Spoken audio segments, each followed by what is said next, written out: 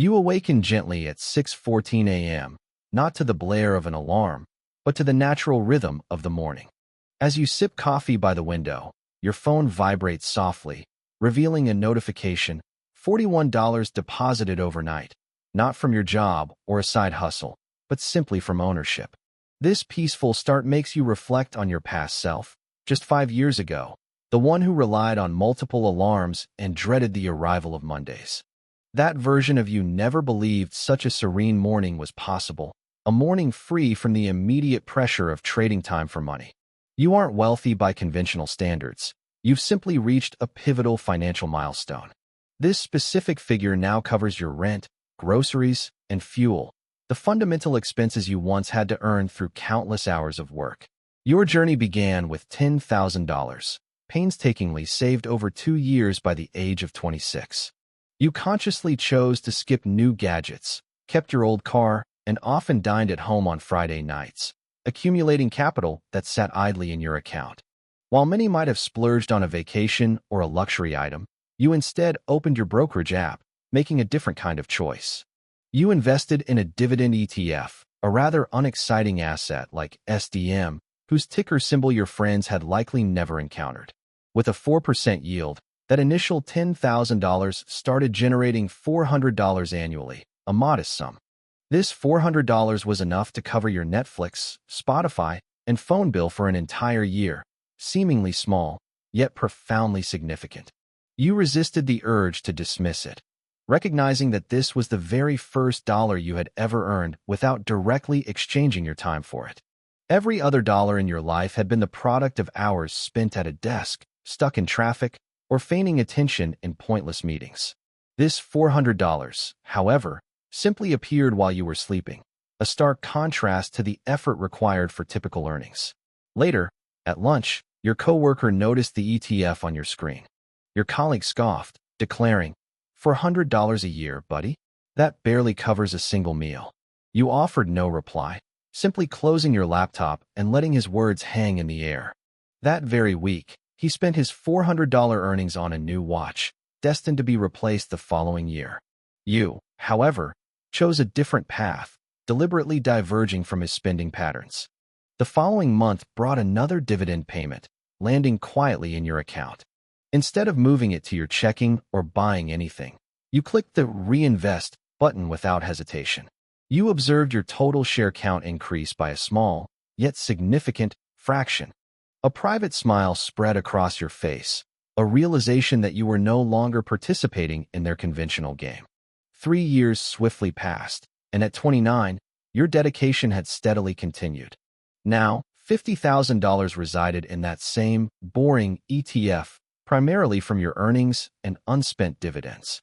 This investment now yielded a substantial $2,000 annually, a far cry from its initial sum.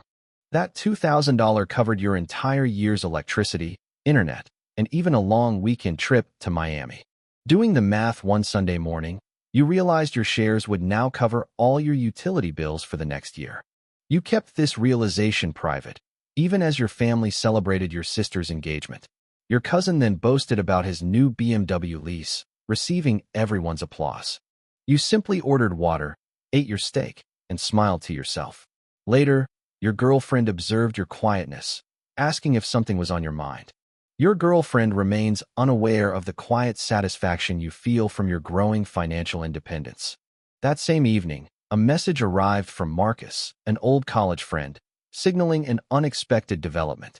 He claimed to have discovered an incredible stock, offering a 12% monthly yield, an almost unbelievable return. Marcus excitedly texted, "Dude, 12% on 100 grand? That's $12,000 a year. You'd be tripling your dividend earnings." You cautiously opened your laptop to review the stock's performance. While the stated yield appeared genuine, the underlying chart told a different story. The stock had plummeted by 40% over 2 years, making the dividend seem enormous only because its price had collapsed. This was clearly a yield trap. Every dividend payment was coming from a company in severe decline. The yield was destined to be cut, and the price would continue falling, leading to substantial losses. Closing your laptop, you immediately messaged Marcus back, urging him to exercise extreme caution with his investment. He simply replied with a laughing emoji, and that very night, he proceeded to invest $10,000 into the stock. 6 months later, as predicted, the dividend was halved, and the stock's value dropped by another 30%. Marcus never mentioned it again. Meanwhile, you quietly maintained your steady ETF investments, continuing to receive your consistent $4,000, and your Saturday routine at Whole Foods remained unchanged. For those with significant wealth, the rule is unambiguous.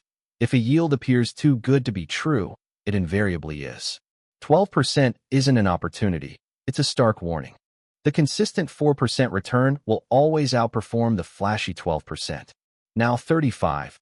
You've quietly amassed $250,000, a fact unknown to anyone at your workplace. This sum generates $10,000 annually, enough to cover your entire year's car payments, insurance, and fuel. Every mile you drive in 2026 will be funded by passive income. This profound realization struck you on a Tuesday in March, stuck in traffic. In the next lane, a man in a new Tesla screamed into his phone, veins bulging in his neck. That March Tuesday, stuck in traffic, you observed the man beside you in his brand new Tesla, his face contorted in a scream into his phone. His vehicle was pristine, yet his expression revealed a deep strain, making it clear he was struggling to afford such a luxury. In contrast, your 2019 Toyota, fully paid off 3 years prior, still served you reliably, its Bluetooth and seats perfectly functional. Your car was an asset, owing you nothing, while his new Tesla demanded a hefty $800 payment monthly for the next 4 years. Later that evening, checking your dividend account, you noted the balance had grown once more, a consistent increase month after month. This growth brought to mind your mother's words from when you were 16. The wealthiest people I know drive the most economical cars. Back then, you hadn't grasped her meaning, but now, with $250,000 amassed, her insight resonated profoundly. At this level, your financial progress was no longer abstract. It was paying for tangible things, like the car that reliably took you to work. Unlike most 35-year-olds burdened by car payments, your vehicle was effectively contributing to your income. Parking in your driveway that night, you lingered in the car for a moment, realizing you hadn't felt rushed in a long time. By age 38, your investments had reached $500,000, a sum that brought a new level of peace, yielding $20,000 annually. This income could cover rent in many places or a fully paid mortgage elsewhere, along with groceries, fuel, utilities, and internet, the essentials of life. This was the famed 4% rule, a benchmark financial planners had relied on for decades, signifying a baseline of financial security. With $500,000 invested, you understood you could leave your job without facing destitution, though luxury travel would remain out of reach. This revelation solidified on a Friday at 4:47 p.m. when your sweating boss asked you to stay late. You paused, feeling a newfound sense of choice before agreeing. After work, you headed to your car around 9, finding the parking lot deserted. You sat in the driver's seat for a moment, postponing the ignition. Your thoughts drifted to your younger self at 26, the person who initially ventured into the world of investing by opening that first brokerage account. That younger self was once ridiculed by a colleague for the meager $400 annual earnings from those early investments. It struck you that this same coworker, who once scoffed at your efforts, was still employed at the same company. He was now burdened with a leased SUV, a second mortgage, and a wife constantly inquiring about their finances. You then drove home, ate a simple meal of leftovers, and retired for the night around 11. Uncharacteristically, you didn't feel the need to check your dividend account before going to sleep that evening. There was no compulsion to. The underlying financial mechanics were simply operating as they should, without your intervention. While $500,000 didn't grant absolute freedom, it bestowed upon you a privilege many never experience. This newfound power was the ability to confidently utter the word no when it mattered. You realized that no was, in fact, the most valuable and costly word in the entire English vocabulary. Years passed, and by age 41, your investments had now reached the significant milestone of $1 million. Despite this achievement, you didn't feel inherently different. Your apartment, car, and even your reflection remained unchanged. Yet, the substantial sum was undeniable. now generating a passive income of $40,000 annually. This $40,000 was enough to permanently replace a full American salary, securing your financial future. One Tuesday evening, sitting at your kitchen table, you did something you hadn't done in 15 years. You opened a tax calculator. You meticulously entered the details: $40,000 in qualified dividends, single filer, for the 2026 tax year, then pressed enter. The screen displayed a single digit, 0. After confirming, you realized it was true.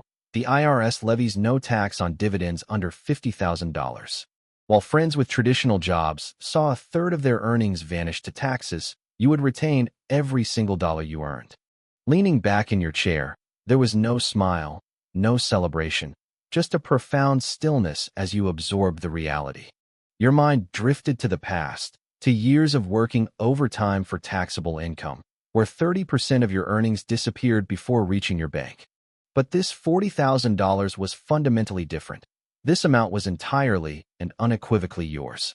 The next morning at work, as your boss outlined quarterly goals, you nodded, took notes, and participated, yet no one knew your secret. You could walk away on Monday without changing your life. No one, especially the colleague at the adjacent desk earning the same salary, realized she would retire with $800,000 less than you.